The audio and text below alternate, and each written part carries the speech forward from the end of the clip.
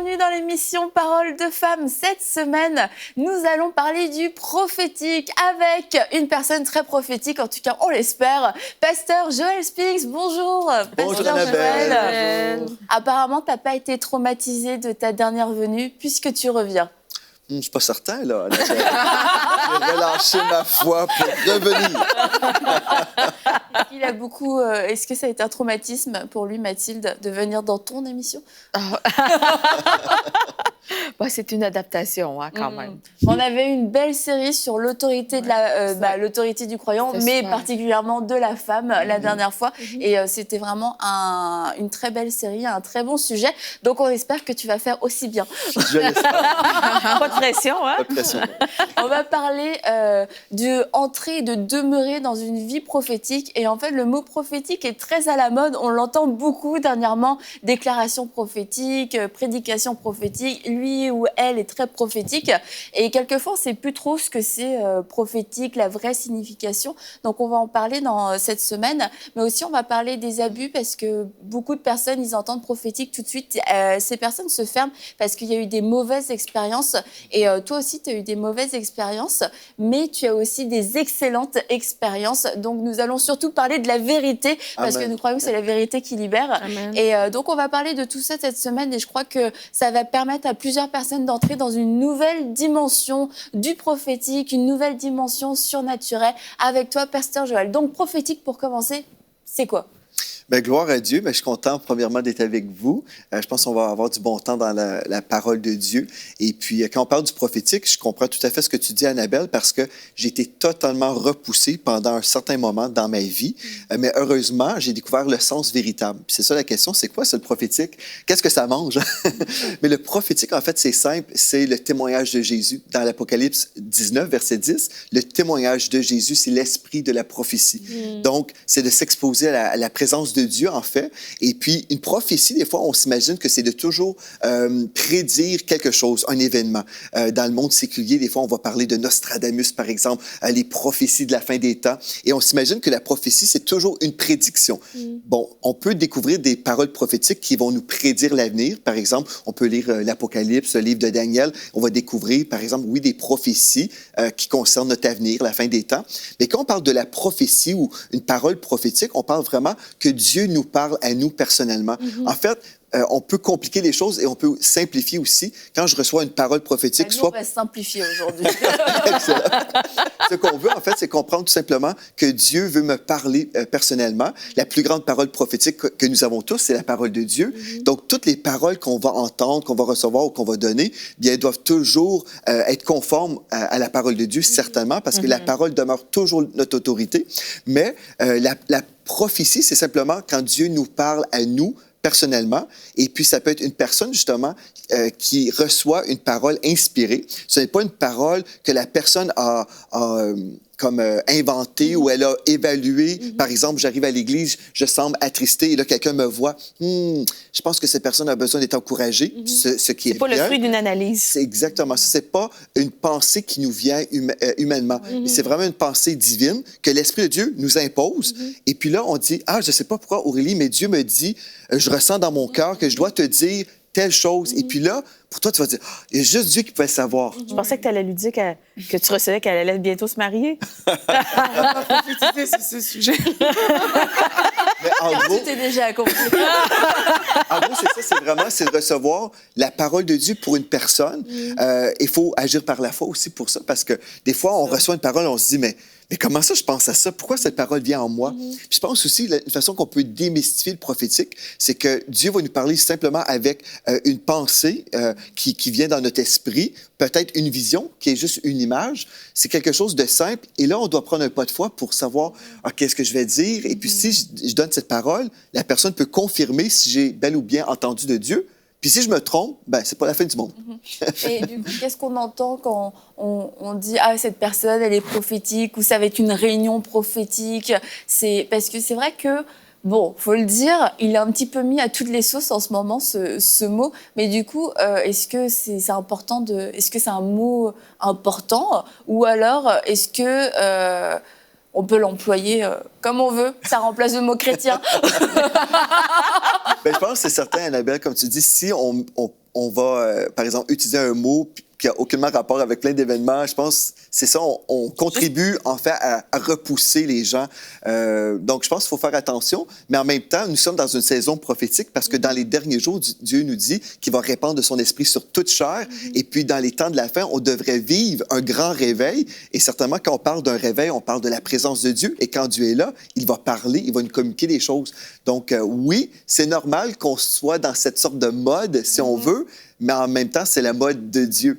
Donc, c'est pas simplement comme une mode qui va passer. C'est vraiment, c'est prévu depuis toujours. Dieu va nous parler dans cette saison spirituelle. Oui, en fait, il faut que ça... Excusez-moi. Merci, j'aime ta contribution.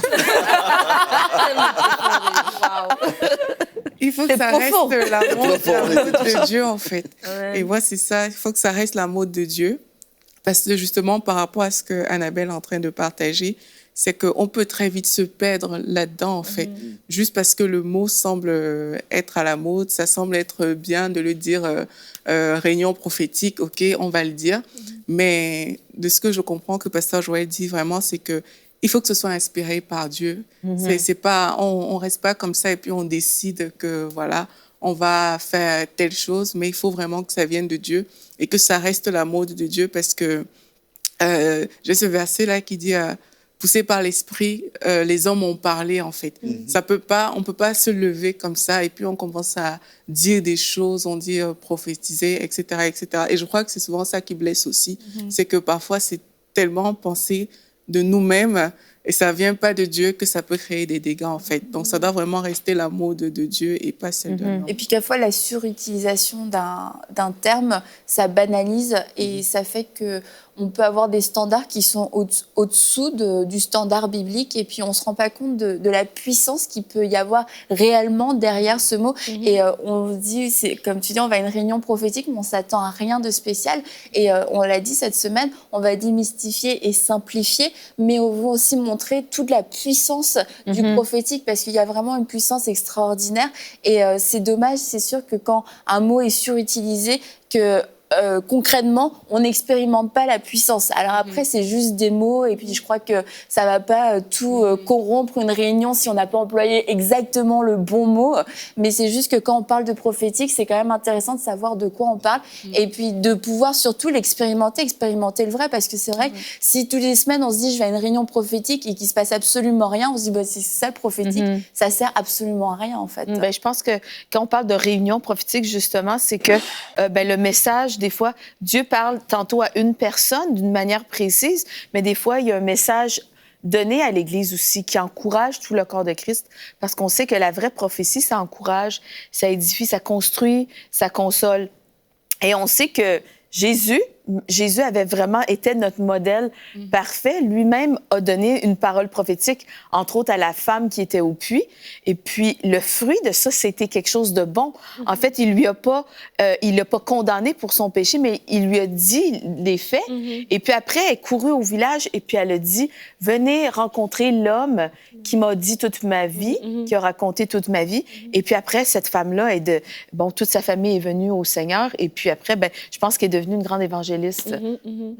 Et donc, voilà, le fruit de la vraie prophétie, c'est l'amour de Jésus. Hein? Jésus a aimé cette femme, il l'a pas repris. Mais en plus, on sait qu'il devait même pas lui parler. Donc, vraiment, je trouve que Jésus, c'était l'exemple parfait. Et le fruit dans la vie de cette femme, de la parole de Jésus, c'était des paroles de destinée, c'était des paroles d'encouragement. Donc, vraiment, des fois, tantôt Dieu parle d'une manière, tantôt d'une autre, mais vraiment, le but, c'est toujours l'édification. Donc, prophétique, on peut le mettre à toutes les sauces, mais l'important, c'est que l'authentique soit conservé, l'authenticité soit conservée et que ça vienne vraiment d'un cœur sincère, ça part de l'Esprit de Dieu qui parle avec amour. Ouais, donc maintenant, plus de réunion prophétique authentique.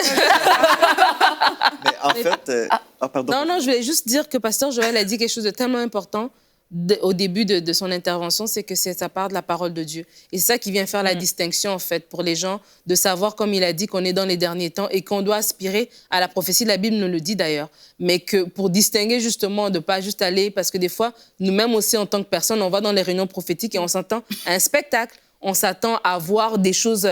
Tu vois, on s'attend à des choses que nous-mêmes, on a déjà élaborées dans notre esprit ou dans notre façon de concevoir les choses. Mais quand on sait que la prophétie, elle se base sur la parole, et quand on sait que la prophétie, elle vient parler de la part de Dieu, c'est que quand je vais même à ces réunions-là, j'y vais pas juste pour dire, je m'en vais chercher une prédiction de mon avenir. Est-ce que je vais voyager? Est-ce que j'aurai ceci? Est-ce que je vais pouvoir acheter une maison? Est-ce que non? Je viens chercher ce que Dieu va me dire. Et quand Dieu me parle, ben Dieu va me parler. Des fois, moi, je m'attends à ce qu'il me parle pour telle chose, mais il veut me parler sur ma conduite. Il veut me parler sur l'amour que j'ai. Il veut me parler sur ma consécration. Donc, c'est pas moi qui décide la prophétie que je reçois, mais c'est Dieu qui me parle par rapport à une situation que lui veut adresser dans ma vie. Et ça fait toute la différence alors entre est-ce que je vais juste pour me divertir ou je veux vraiment parce que je m'attends à quelque chose. Et je crois que quand bien même on irait dans une réunion qui est plus ou moins, mais si nous, on a un cœur sincère et on s'attend à quelque chose, Dieu, il dit dans sa parole qu'il a entendu le cri et il est descendu vers son peuple. Donc Dieu, s'il sait qu'on a besoin de lui, puis on a besoin de recevoir quelque chose, il va nous parler. Mm-hmm. Je pense que j'ai vraiment une idée, comme je t'écoute parler, Nadine. En fait, c'est que la parole de Dieu, c'est notre autorité ultime, comme on a déjà dit. Mais je ressens qu'on doit aussi le mentionner ce matin, aujourd'hui. En fait, c'est qu'il y a des personnes qui s'imaginent que nous avons suffisamment de paroles dans la Bible, dans le sens, ce que je veux dire, c'est qu'on ne devrait pas aller au-delà, dans le sens qu'on ne devrait pas croire que les paroles prophétiques sont possibles pour notre génération, que les paroles prophétiques, c'est vraiment, ces paroles-là étaient réservées pour une autre époque. Et en fait, moi, je peux vous partager un peu que j'ai vécu un temps dans ma vie, j'avais 18 ans, j'ai remis en question la pertinence de tous les dons spirituels. J'avais vu beaucoup d'abus au niveau du prophétique et puis j'étais totalement repoussé. Donc, si une personne qui peut comprendre, en fait, je suis la personne parce que j'étais tellement dégoûté que j'ai quitté mon église où j'étais depuis des années dans un milieu vraiment qui croyait dans les dons spirituels. Je me suis retrouvé dans une église qui ne croyait pas dans les dons spirituels. Et puis, je suis allé là justement parce que, en fait, je pensais que j'étais pour être protégé d'une certaine façon, protégé de l'abus. Et c'était spécial parce que c'est le pasteur de cette église qui était d'une philosophie ou vision cessationniste, c'est-à-dire que tous les dons sont finis. Et puis, il m'a avoué, comme je venais d'arriver dans cette église, il m'a dit, écoute, en lisant la parole de Dieu, 1 Corinthiens chapitre 1, verset 7 nous dit que les dons, en fait, que nous avons tous les dons jusqu'à la manifestation de Jésus-Christ. Donc, c'était un cessationniste qui venait de changer sa façon de voir les choses, qui m'a dit, en fait, les dons spirituels sont encore pour nous parce que Jésus n'est pas encore revenu chercher son Église. Donc, nous avons forcément besoin de ces dons-là. La Bible demeure notre autorité ultime. Donc, on doit toujours valider une parole ou l'évaluer selon la parole de Dieu. Mais dans la parole, Dieu avait dit qu'il était pour continuer à nous parler d'une façon personnelle. Donc, oui, nos paroles doivent s'accorder avec la parole de Dieu, mais la parole ne dira pas que je vais marier Mathilde Gaudreau. La Bible ne dira pas des choses semblables. Donc, Dieu va nous parler d'une façon personnelle pour confirmer des choses qu'on a déjà dans notre cœur.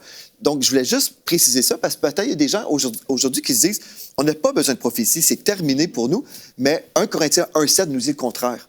Pasteur Joël, il y a quelqu'un qui m'a écrit, qui m'a dit, par rapport à ce que vous dites, que dans 1 Corinthiens 13, que c'est la charité seule qui va rester, mais que les dons doivent justement disparaître et que justement cette personne justifiait par ce verset-là que en fait les dons c'est plus leur époque en fait, c'est juste maintenant l'amour qui doit rester et les dons ils sont appelés à disparaître et que c'était réservé justement aux gens d'avant, mais pas à nous, en fait. C'est ça. Et le même texte nous dit que la connaissance va cesser aussi. Donc, c'est pas cohérent, en fait. En fait, au ciel, quand on va être dans la présence de Dieu, on n'aura plus besoin de paroles prophétiques. Parce qu'on va être dans la présence de Dieu, on n'aura plus besoin de ces choses-là. Mais aujourd'hui, on est encore sur la terre. Et puis, on a encore besoin d'être édifié et d'être bâti. Donc, vous riez de moi?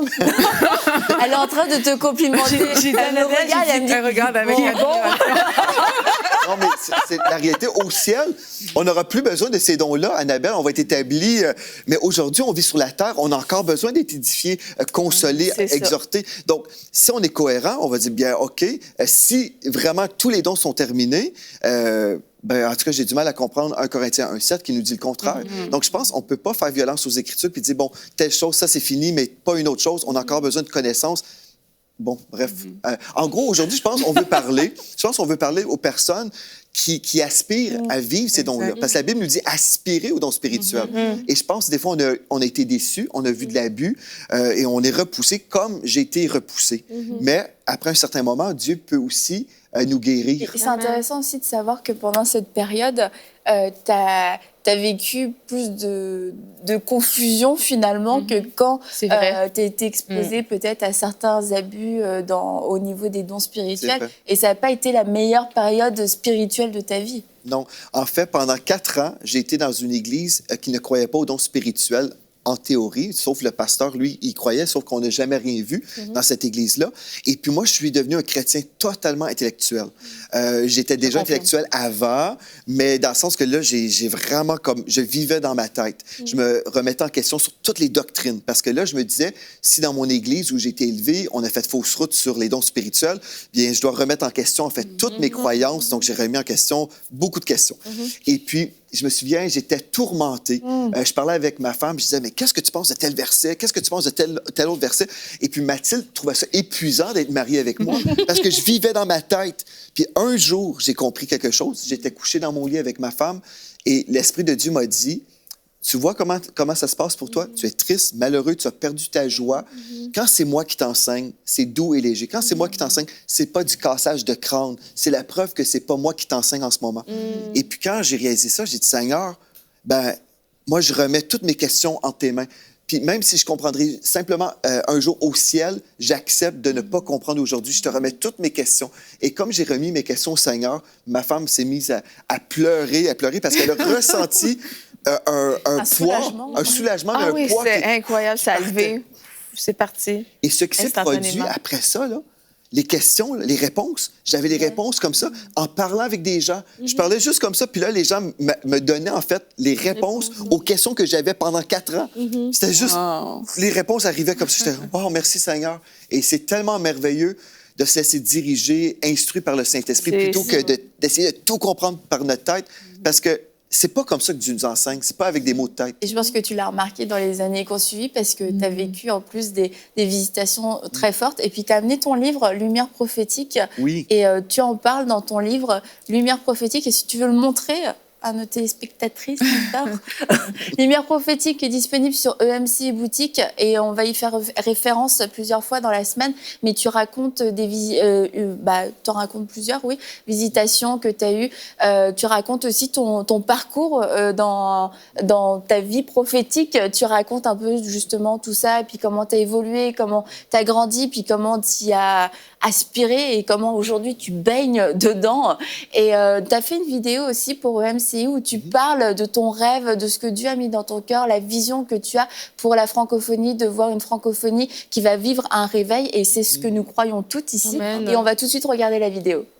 Bonjour à tous, c'est Romain, votre reporter de MCI. Dans le cadre de la campagne des 8000 partenaires, j'ai eu l'opportunité d'aller à la rencontre du pasteur Joël, qui a pu me partager son cœur et sa vision concernant la francophonie. Regardez. Pasteur Joël, dis-moi, comment est née ta vision pour la francophonie, sachant que tu servais déjà dans un ministère de télévision anglophone? En fait, c'est une très bonne question, Romain. Cette vision est venue d'une façon tout à fait surnaturelle et surprenante. En fait, j'étais devant une foule de 1000 personnes environ dans une église lors d'une convention annuelle. Et puis, quand j'ai eu cette touche de Dieu, en fait, moi, je me suis écroulé par terre pendant 5 heures cette journée-là. J'ai vu une première vision, c'était l'océan, et puis je voyais des hommes, des femmes, des enfants qui sortaient de l'océan. Et je savais, en fait, que c'était le peuple que Dieu voulait atteindre. C'était le peuple francophone. Ensuite, j'ai vu le visage du Seigneur Jésus avec ses yeux de feu qui me transperçaient. Et quand j'ai vu le Seigneur, j'ai entendu le Seigneur me dire « Monte ». Donc, je suis monté. Je me suis retrouvé dans une belle rivière que je peux décrire comme étant une rivière de l'amour de Dieu, où j'ai été baptisé de son amour. J'ai vécu sa présence, sa gloire. C'était merveilleux. Et le Seigneur m'a partagé les choses concernant mon appel, concernant la destinée de la francophonie. Et j'ai vu le réveil à venir. J'ai vu que Dieu était pour sauver des masses. J'ai entendu aussi dans mon esprit que la France ne sera plus connue pour la Tour Eiffel, mais pour le mouvement du Saint-Esprit. Et dis-moi, tu animes à EMCI l'émission Vie de foi. Pourquoi tu penses que c'est important que les gens aient une vie de foi? Bien, je crois que c'est un besoin énorme. La parole de Dieu nous dit « Mon juste vivra par la foi ». Donc, c'est notre façon qu'on devrait vivre. Et j'ai remarqué, en fait, que dans le monde anglophone, on avait découvert des lois spirituelles qu'on ignorait dans le monde francophone. J'ai eu la grâce d'être élevé dans le monde anglophone et francophone, donc j'ai baigné dans les deux milieux. Et puis, j'ai vu que chez les anglophones, on avait des belles églises, on avait des instituts bibliques vraiment excellents, des studios de télévision. J'ai vraiment eu la grâce de côtoyer des ministères de télévision, même avant de travailler avec EMCI. Donc, j'ai vu que dans le monde anglophone, c'était possible. Mais malheureusement, j'ai aussi été contacté par des francophones qui me demandaient est-ce que c'est possible d'avoir de l'argent pour financer nos projets ministériels. Et puis j'étais attristé à ce moment-là parce que je croyais en fait que les Québécois ou les Français ne comprenaient pas que le Dieu francophone, c'était le même Dieu des anglophones. Ce qu'on a besoin de faire, c'est découvrir les lois spirituelles dans la parole de Dieu, découvrir comment Dieu veut qu'on vive par la foi et comme on applique les lois spirituelles, on va voir le même résultat. J'ai cru que c'était vraiment important pour nous d'enseigner sur la foi dans le monde francophone pour qu'on puisse vivre des miracles. Pasteur Joël, merci de nous avoir partagé ton cœur. Alors, tu as été visité par Jésus, tu as été surpris par l'appel qui t'a été donné envers le peuple francophone. Mais dis-moi, quel est notre rôle aujourd'hui pour soutenir cette vision? Mais tu vois, notre rôle, je crois, c'est vraiment d'agir par la foi. Et la Bible nous dit que la foi sans les œuvres est morte. Donc, si nous sommes vraiment dans la foi, on va passer à l'action. On va prier certainement que Dieu suscite des médias chrétiens, mais Dieu a déjà agi. Nous voici, nous sommes là, EMCI. Mais là, je crois que Dieu nous appelle à entrer dans une nouvelle saison. Nous croyons tous ensemble que Dieu nous appelle à entrer dans des nouveaux locaux. En ce moment, nous sommes à l'étroit dans les studios de télévision et nous sommes aussi en besoin d'un plus grand nombre de personnel. Gloire à Dieu, je crois que Dieu va inspirer des personnes qui vont soutenir et on va passer de nos studios actuels à des studios glorieux qui sont dignes du Seigneur et un personnel aussi grandissant. Aussi, on va démarrer des conférences EMCI où on va prêcher l'Évangile, où on va voir la gloire de Dieu dans les nations francophones. On va aussi avoir des conférences. Déjà, les conférences EMCI commencent et puis on voit des belles choses se produire dans les nations. Donc, les conférences EMCI sont là. Également, l'Académie EMCI où on va former des gens tout à fait gratuitement. Je suis excité des choses qui sont devant nous. Et c'est possible si nous travaillons ensemble. Si nous sommes dans la foi ensemble, nous verrons la gloire de Dieu. Merci à tous d'avoir suivi ce reportage. Tout comme l'a dit Pasteur Joël, nous croyons que le Seigneur a parlé à vos cœurs et que vous allez faire ce pas de foi afin de rejoindre les 8000 partenaires de MCI. Dès maintenant, donnons pour faire entrer EMCI dans une nouvelle saison. Pour faire votre don, rendez-vous sur emcitv.com/8000. Bien, nous aussi, Pasteur Joël, on est excités d'entrer dans cette nouvelle saison et on croit que c'est vraiment le temps pour MCI de pouvoir vivre une nouvelle dimension et on croit dans ce réveil et avec toi. Amen. Toi avec nous, je ne sais pas trop. Gloire à Dieu, absolument. Ben, je crois qu'on vit dans une saison spirituelle que Dieu avait prévue. Comme j'ai partagé dans la vidéo, je crois dans un grand réveil qui s'apprête à éclater dans la francophonie. Mais pour y arriver, on a besoin d'être ensemble dans la foi, mais aussi de travailler ensemble pour annoncer cette bonne nouvelle. Puis si nous sommes ici aujourd'hui à EMCI, c'est parce que nous croyons que nous devons proclamer le nom de Jésus dans les nations. Donc, c'est vraiment notre privilège d'être ici dans le service, mais aussi pour les personnes à la maison. C'est un privilège pour eux où ils peuvent semer dans un terrain qu'ils savent c'est un bon terrain. On peut déjà voir les fruits. Hein? Quand on est dans un jardin, on peut voir, oh, je vois les fruits. Donc, on est encouragé à continuer à semer, continuer à arroser parce qu'on se dit, on va manger des bons fruits. Et tous ceux qui ont été bénis par l'émission Parole de Femmes ou les autres émissions de MCI, ils savent que bien voilà, on voit que Dieu a béni. Et je sais que si Dieu a béni dans le passé, il va continuer à bénir dans l'avenir, dans le futur. Donc, aujourd'hui, on veut juste vous encourager à la maison. Si vous avez été béni par ce ministère, on veut vous encourager.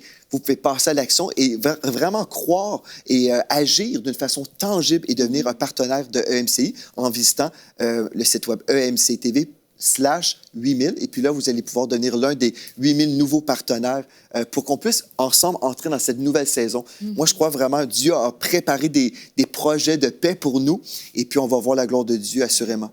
Moi, je me suis toujours dit, depuis que j'ai rencontré le Seigneur, s'il y a un réveil, moi, je voudrais le vivre. Moi, je voudrais le savoir. Je voudrais en faire partie. Et on est dans ces temps, on sent que ça arrive, on sait que ça arrive et on peut se mobiliser ensemble. Et aujourd'hui, la beauté des médias aussi, c'est qu'il n'y a plus de frontières. Et ça fait, j'ai pas ton âge, Pasteur Joël,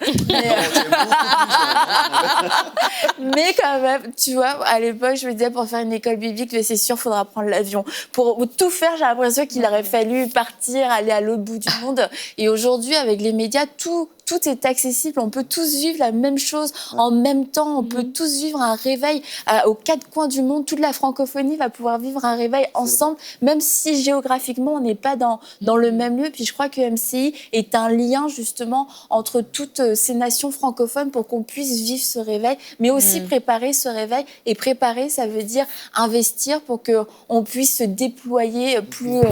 se déployer, c'est forcément plus grandement, mais en tout cas, qu'on puisse se déployer. Donc vraiment, merci à vous deux de faire partie de MCI et de venir chaque semaine, chaque jour, nous bénir avec vos émissions. Merci pour Vie de foi, parce que je crois que c'est une émission qui a affermi énormément de gens. Et il y a des gens qui étaient dans la confusion depuis des années. Et je trouve ça toujours à la fois merveilleux et à la fois un petit peu flippant quand les gens disent ça fait 20 ans que je suis chrétien et j'ai jamais entendu ça mais je me dis mieux vaut l'avoir entendu au bout de 20 ans que jamais et je l'entends très souvent quand les gens écoutent Vie de foi, c'est des choses que j'avais jamais entendues, que je ne savais pas. Aujourd'hui je connais mon autorité, je connais mon héritage, donc voilà, c'est un des fruits que MCI porte. Et dans Parole de femme, tu vois, nous parlons de Vie de foi. Depuis quand n'as-tu pas parlé de Parole de femme dans Vie de foi? Parle de mon épouse. Parle de Parole de femme. Je te laisse un carton.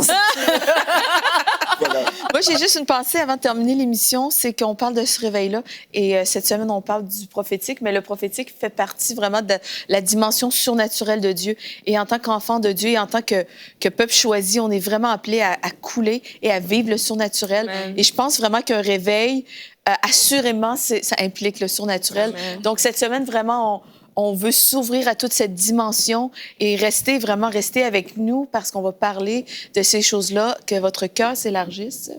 Amen. Que vous puissiez vraiment recevoir des choses qui concernent une autre dimension, vraiment de la vie de Dieu. La vie de l'Esprit, c'est tellement riche, c'est tellement profond.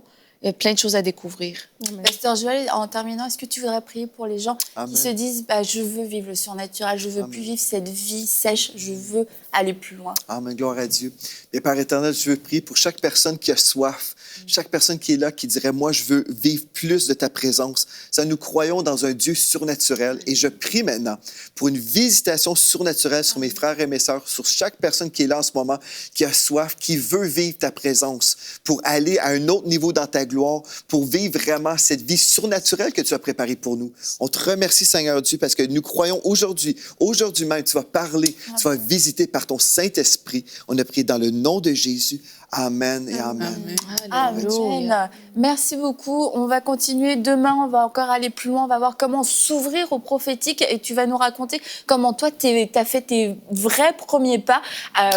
Tu nous as raconté ta visitation, mais comment on va voir ça quand même demain. Et nous serons encore ensemble. Les filles, vous serez là? Oui. Excellent. Donc, à demain pour une prochaine émission de Parole de Femmes.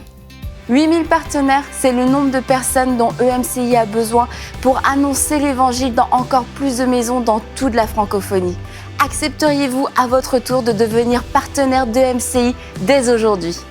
Dès maintenant, donnons pour faire entrer EMCI dans une nouvelle saison. Pour faire votre don, rendez-vous sur emcitv.com/8000.